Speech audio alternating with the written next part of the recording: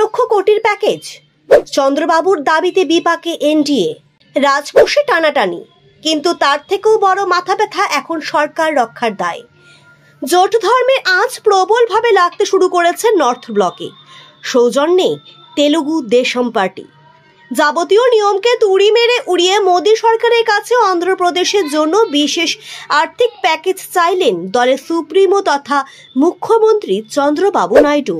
তাঁর অঙ্কটা মাথা ঘুরিয়ে দেওয়ার মতো, 1 লক্ষ কোটি টাকা। সরকারি সূত্রে খবর, বৃহস্পতিবার হায়দ্রাবাদ থেকে দিল্লি উড়ে আসেন চন্দ্রবাবু।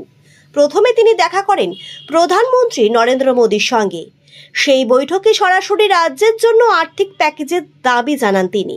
তাকে আশ্বস্ত করে অর্থমন্ত্রীর সঙ্গে দেখা করতে বলেন মোদী। শুক্রবার হয়েছে সেই বৈঠক। নির্মলা সীতারামনের সঙ্গে দেখা করে চন্দ্রবাবু যে স্মারকলিপি এবং দাবিপত্র জমা দিয়েছেন তার সামগ্রিক মূল্য 1 লক্ষ কোটি টাকা। তার জেরেই মাথায় বজ্রাঘাত অর্থমন্ত্রক এবং প্রধানমন্ত্রীর দপ্তরের। কারণ কোনো বিশেষ খাত ও বিপর্যয় ছাড়া বাজেটে কোনো একটি রাজ্যকে এভাবে এত টাকা দেওয়া যায় না। আর তার থেকেও বড় বিপদ, চন্দ্রবাবু একা নন, নীতিশ কুমারের দলও এমন একটি প্যাকেজ দাবি করেছে।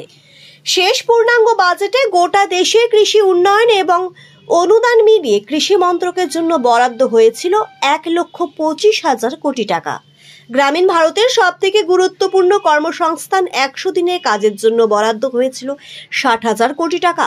প্রাথমিক থেকে উচ্চশিক্ষা, সামগ্রিক শিক্ষা খাতে দেওয়া হয়েছিল 1,12,000 কোটি টাকা। স্বাস্থ্য মন্ত্রকের মতো বিশেষ তাৎপর্যপূর্ণ মন্ত্রক পেয়েছিল 98,000 কোটি টাকা। আবার মোট রাজস্ব আদায়ের যে অংশ কেন্দ্রের তরফ থেকে রাজ্যগুলির মধ্যে বন্টন করা হয়, সেই হিসেবে গত আর্থিক বছরে উত্তরপ্রদেশ পেয়েছে 1,80,000 কোটি টাকা। মহারাষ্ট্র ও রাজস্থান পেয়েছে 60,000 কোটি টাকা। পশ্চিমবঙ্গ 75 থেকে 80,000 কোটি টাকা। অন্ধ্রপ্রদেশ কত পেয়েছিল? 35 থেকে 40,000 কোটি টাকা। আসলে রাজস্বের টাকা রাজ্যগুলির মধ্যে ভাগ করে দেওয়ার জন্য অর্থ কমিশনের একটি ফর্মুলা রয়েছে, জনসংখ্যা যার অন্যতম ফ্যাক্টর। জোট ধর্মকে সামনে রেখে এই নিয়মকে ছাপিয়ে যেতে চাইছেন চন্দ্রবাবু। জানা যাচ্ছে অমরাবতীতে রাজধানী নির্মাণ করার জন্য 50,000 কোটি টাকা চাইছেন চন্দ্রবাবু।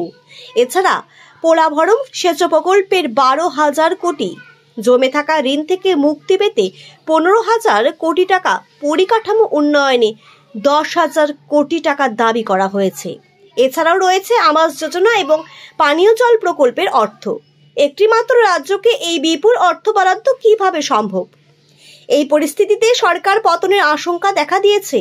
লালু প্রসাদ যাদব শুক্রবারই বলেছেন 1 মাসের মধ্যেই পতন হবে কেন্দ্রীয় সরকারের। শিবসেনা এমপি সঞ্জয় রাউত শনিবার বলেছেন চন্দ্রবাবু এবং নীতিশ কুমার নিজেদের রাজ্যে মুখ রক্ষা করার জন্যই সমর্থন প্রত্যাহার করে নেবেন। সুতরাং সরকার পতন স্রেফ সময়ের অপেক্ষা।